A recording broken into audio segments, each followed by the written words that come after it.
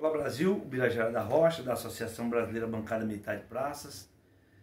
Farei um vídeo aqui que eu julgo ser de grande utilidade.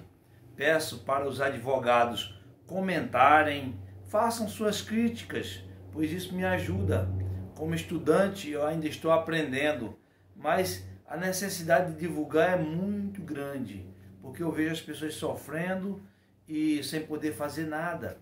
Então, à medida que eu vou conhecendo a lei, a Constituição, eu tenho vontade de passar para as pessoas que não têm acesso. Então, eu peço aos advogados, aos outros colegas estudantes, que comentem, que façam suas críticas. E aqueles advogados que possuem clientes, que essas explicações venham de encontro, fundamentem suas teses, ajuizem ações. Precisamos libertar o povo. O vídeo de hoje é sobre a intranscendência da pena e a morte ficta para militares vivos. O que é isso? A intranscendência da pena, eu vou falar do princípio da intranscendência da pena. É um princípio constitucional. E essa morte ficta para militares é um instituto que foi adotado a partir da Lei 3.765 de 1960. Vamos conhecer tudo sobre isso. Antes, eu vou ler um texto bíblico aqui, que está escrito no livro de São Mateus, capítulo 18, versículo de 23 a 25, diz o seguinte: por isso, o reino dos céus é como um rei que desejava acertar contas com seus servos. Quando começou o acerto, foi trazido à sua presença um que lhe devia uma enorme quantidade de prata. Como não tinha condições de pagar, o Senhor ordenou que ele, sua mulher e seus filhos e tudo quanto ele possuía fossem vendidos para pagar a dívida. Vejam só, né? Isso é um texto bíblico, histórico, de coisas que aconteciam no passado. Não havia limites para a punição. Então, as pessoas eram vendidas como escravos quando não conseguiam pagar suas dívidas. Graças a Deus que a Declaração Universal dos Direitos Humanos, os tratados internacionais de direitos humanos estão mudando esta realidade universal. Então, como pode, nos dias de hoje, alguém sofrer coisas semelhantes? Eu vou ler aqui agora o artigo 5º da Constituição e alguns incisos. O caput do artigo diz o seguinte: todos são iguais perante a lei, sem distinção de qualquer natureza, garantindo-se aos brasileiros e aos estrangeiros residentes no país a inviolabilidade do direito à vida, à liberdade, à igualdade, à segurança e à propriedade, nos termos seguintes. Então, vou ler para você o inciso 3. Diz o seguinte: ninguém será submetido à tortura, nem a tratamento desumano ou degradante. Me diga, nós somos mesmo iguais perante a lei? Será que o tratamento dado a um juiz que é demitido por roubar, por vender sentenças, por fazer qualquer coisa, é o mesmo tratamento que se dá a um militar que, por causa de coisas simples, é levado a um conselho de disciplina, muitas vezes sem ter condição da ampla defesa do contraditório, e é expulso, e a esposa recebe uma identidade de viúva? Somos iguais mesmo perante a lei? Será que a esposa do juiz recebe uma identidade de viúva? Eu acho que não. Então, no inciso 3 diz que ninguém será submetido à tortura, nem a tratamento desumano ou degradantes. Isso é um tratamento degradante que se dá à esposa do militar que é expulso das Forças Armadas. Muitas vezes, na maioria das vezes, julgamento injusto. Então eu vou invocar aqui as autoridades, primeiro que esse regulamento disciplinar, desde a promulgação da Carta Magna, de 1988 para cá, ele é legal. O artigo 47, que fundamenta os regulamentos disciplinares, não foi recepcionado pela Constituição. Então eu peço ao presidente que conceda a graça, o indulto, a anistia, seja que instituto for.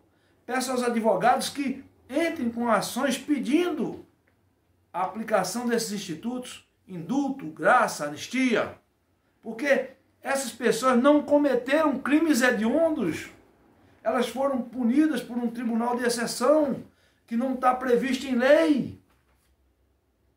Então fica o meu apelo para os advogados. Vou ler também o inciso 45, diz assim: nenhuma pena passará da pessoa do condenado, podendo a obrigação de reparar o dano e a decretação do perdimento de bens ser, nos termos da lei, estendidas aos sucessores e contra eles executadas, até o limite do valor do patrimônio transferido. Então, não se pode punir a família. Existe um limite da aplicação da pena. Como surgiu esse lance da esposa do militar expulso ser considerada viúva? Surgiu aqui na Lei 3.765 de 1960, ainda no tempo do presidente Juscelino Kubitschek. 1960, Fundação de Brasília. Então, essa lei foi criada para amparar a família do militar expulso, para que ela tivesse uma fonte de renda, para que os filhos não morressem de fome. Agora, isso foi caridade? Não foi caridade, porque o militar, ele é um segurado, ele não é um assistido. Na Previdência Geral, para você entender, existem dois ramos. O ramo dos segurados, que são as pessoas que pagam o INSS, e o ramo dos assistidos, o pessoal que está no LOAS, no BPC, benefício benefício da prestação continuada. Então, existe uma diferença, aquele que paga e aquele que é assistido. Então, o militar, ele paga.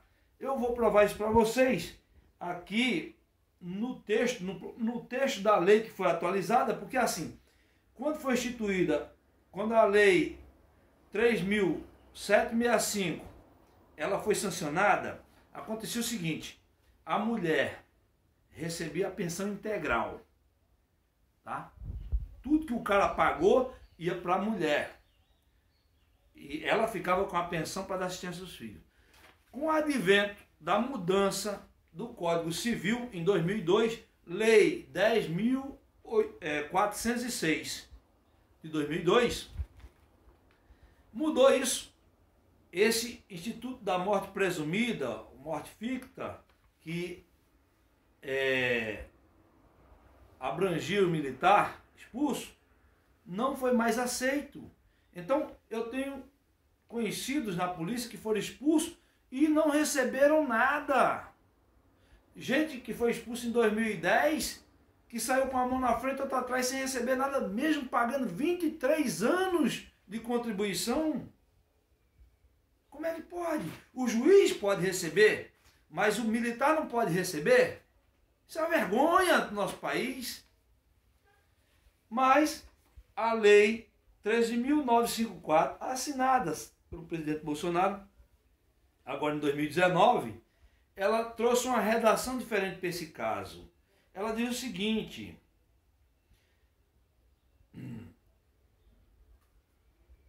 artigo 20. O oficial da ativa, da reserva remunerada ou reformado, contribuinte obrigatório da pensão militar, que perder posto patente, deixará aos seus beneficiários a pensão militar correspondente ao posto que possuía, com valor proporcional ao tempo de serviço. Redação dada pela Lei 3.954.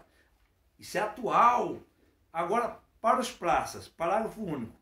Nas mesmas condições referidas no caput deste artigo, a praça contribuinte da pensão militar com mais de 10 anos de serviço, expulsa ou não relacionada como reservista por efeito de sentença ou em decorrência de ato da autoridade competente, deixará aos seus beneficiários a pensão militar correspondente à graduação que possuía, com valor proporcional ao tempo de serviço. Redação dada pela Lei 13.954/19.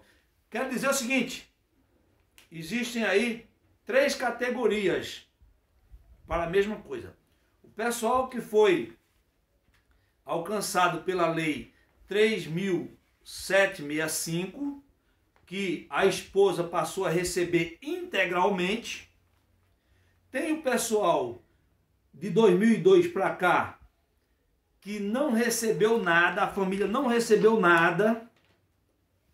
A família só iria receber depois da morte, porque não foi mais estendida a morte presumida aos militares.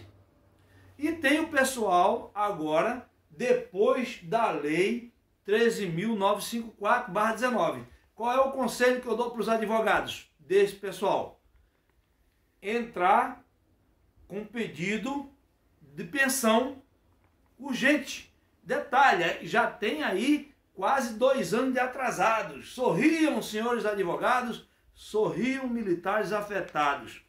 Vou mais longe, vou pedir a Deus que ilumine a mente dos legisladores, do nosso presidente da República, para acabar com essa vergonha que é atribuir morte presumida para militar expulso. O militar expulso, ele tem que ser enquadrado como reformado por conflito com a disciplina.